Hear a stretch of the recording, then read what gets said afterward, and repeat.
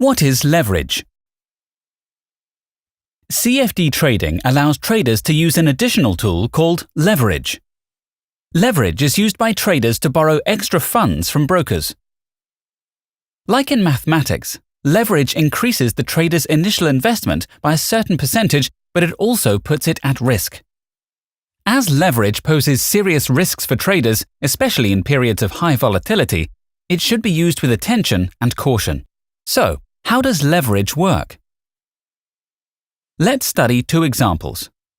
John has decided to open a CFD position and invest $100 in stocks of company A, expecting them to grow in price.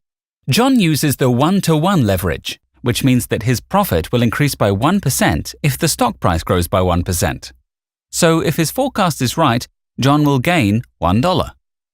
Having the same amount of money, $100, Stephen decides to use the 1-to-10 leverage. In this case, if the price grows by 1%, Stephen's profit will increase by 10% and will result in $10. But what if the price goes in the wrong direction?